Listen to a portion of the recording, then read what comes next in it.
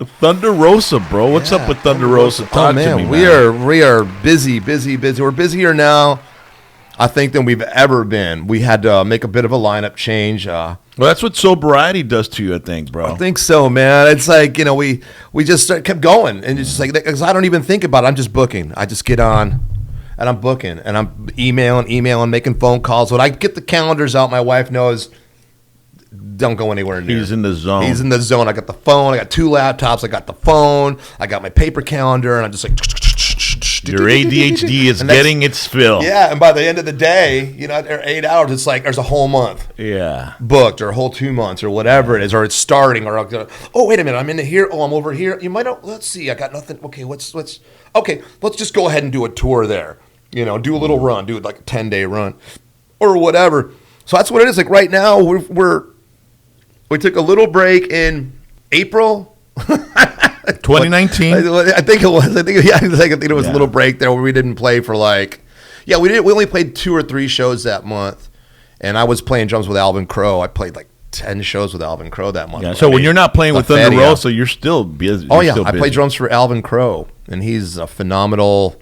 He was in the Sir Douglas Quintet, played with Doug Somm for years and years. Damn, and years. I love He's played that, with man. everybody. So I played with him and Johnny X, and Johnny X was with Doug Somm and Frida and the Fire Dogs. And you all don't Floyd realize Tillman. how phenomenal of a drummer this guy is. This guy can just jump in with any professional national act and do it. I mean, I'm serious. I've seen Combs. Yeah, man. It's what'll happen. Done some time with Joe King Carrasco. I played Joe with Joe. What a great guy, man. He's the best. He's got energy at that age. He is. Oh man. The energy he puts on stage is amazing. Yeah, and you drive around with him in the van, and the cool thing about driving around with him in the van is Joe owns everything in West Texas. Mm-hmm. He'll be like, "Here, pull over. See that red fence right there? I own all that. See that over there? I own that." And you're like, "You don't own all that." "Oh, come on. Let's go." This guy, he owns all this property, and he loves it. Joe is in no rush to get anywhere fast. Mm-hmm. A ride out to Marfa, which is 8 hours, it's going to take a day and a half, because that's just what Joe wants. What Joe King wants to do. It's not King for nothing. Yeah. El Rey. What he wants, Joe gets. But he's the nicest, sweetest guy in the world. He's a lot of fun. And we got to play with him. He's a nice guy. And it was an honor to play with him because I grew up during my high school years. Exactly, dude. Watching him at spring break. Our boy. Opening up for Stevie Ray Vaughan and Steve Jordan. He was our boy. He brought Steve Jordan on stage once, and I was like, that's it, I'm hooked. Man. Dude, there was a time, I don't know if Moon was with us, but I know it was me and Marco Tamez, Gabriel Cantu, a bunch of us from Harlingen, a bunch of the skaters, and we went to go see Joe King at the Villa Real, and he was opening for Legs Diamond. Wow! Yeah. So for $7, something like that, $7 or $8. We're like, what? Now it's like $110. Yeah. So we go, and he does his thing, and he dives into the crowd, and they're starting to wail on, and they're just like they never seen anything like that. All those the South Texas metal people back then were just like, what is this? Punk rock, new wave, And he jumped down into the crowd, he staged over, and they're wailing on him, and we're just like, let's save Joe King Carrasco. So we all run over there, and we get him, and we're like, get out of here, leave him alone. And we get him, and we put him back on the stage, and then when he went to do it again, he's looking for us. He's like, I'm coming down there. I'm going to dive on you guys. And so he dives on us, and then afterwards his manager comes up to us. He's like, hey, you guys are the ones that helped Joe out. And we're like, yeah. He's like, he wants you to come backstage and have some beers with him. We're like, oh. So we went backstage and had some beers with him. And the first time I met him to go play with him to rehearse, I told him that story, and he completely remembered it, man. He goes, I didn't know what was going to happen. They just started beating the shit out of me. I was like, we had your back, bro.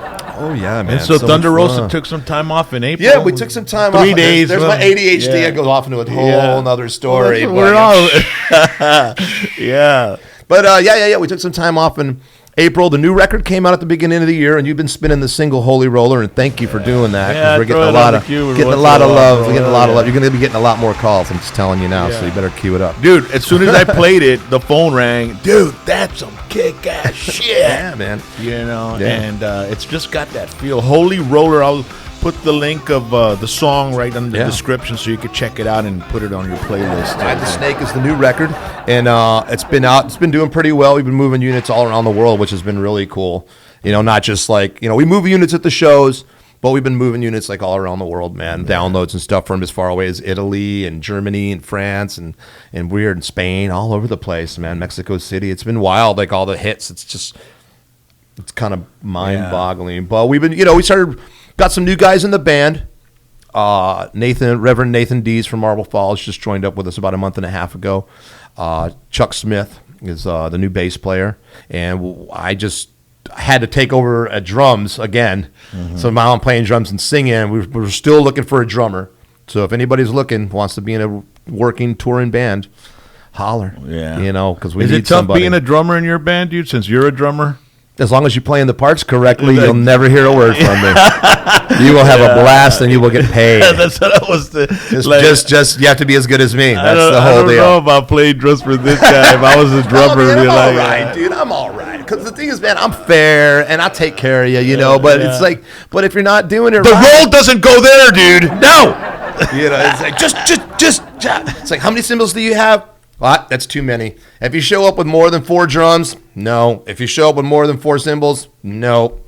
I write the music. I write the drum parts. I write all the shit. I know how it goes. This is what you need to have. I'm trying to make your work easier for you, If you have a problem, I'll sit down and I'll play it for you. It goes like this. Here you go.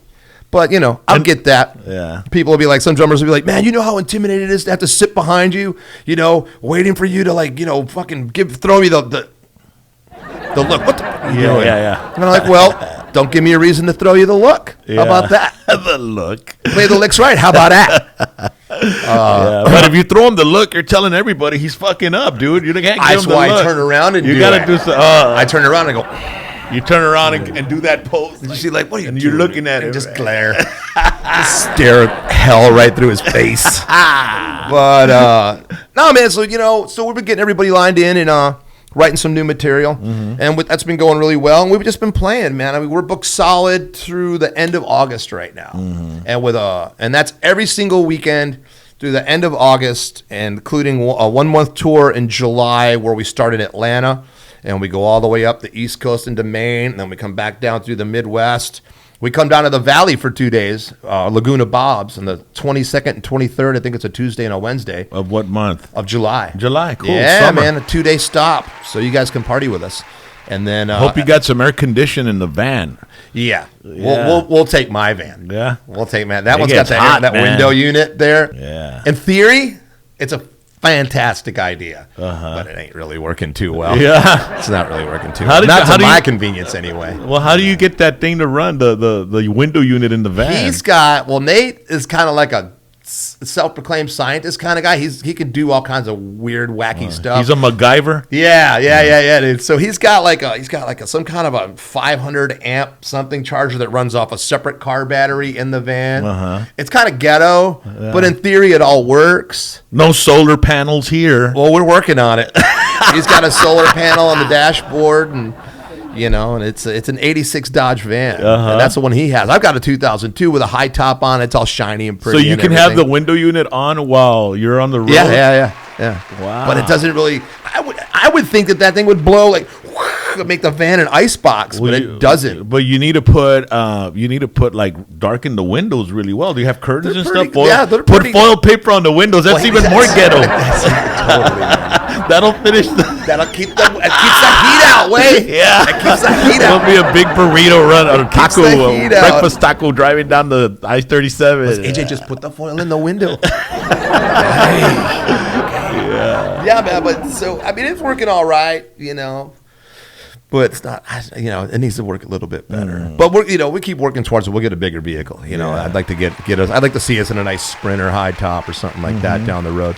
I've been watching these videos on YouTube about stealth living.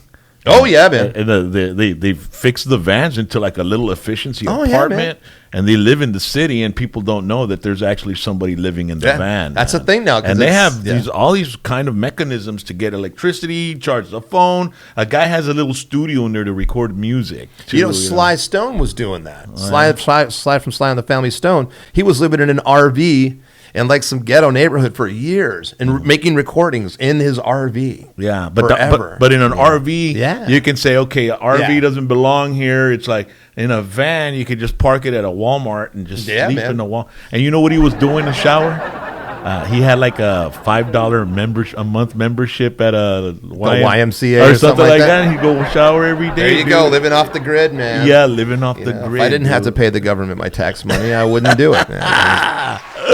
Yeah. Fuck them. Well, Thunderosa, man, I really appreciate you coming over. Man. AJ, man, you got an amazing amount of stories. And I'm Thanks, sure this brother. is just the tip of the iceberg because we got to get you back here on #PVT again. Oh, man, I'd love to be here. I had a blast, and I appreciate you having me. All right. Finally made it happen. All the links to their videos and their music is in the description below. Be sure to click on it. Yeah, and right there. Give them some love, man. These guys have been doing it for a long time. Yeah, man. They've been working hard all his life, as you can tell. You see all those miles on the face right there that he's driven, man. That odometer in here. Oh, man. There's no other vehicle in the United States of America with an odometer with as many miles as the one inside. There you go. In Europe, it's what they say. It's not the years, it's the mileage. Yeah, there's a lot of mileage on this vehicle. Holland and Belgium, so look out over there and look out for us on the road. Like you said, hit the links. You got it. Be our friends. AJ Mancabelli, Thunderosa, #PVT. Love y'all.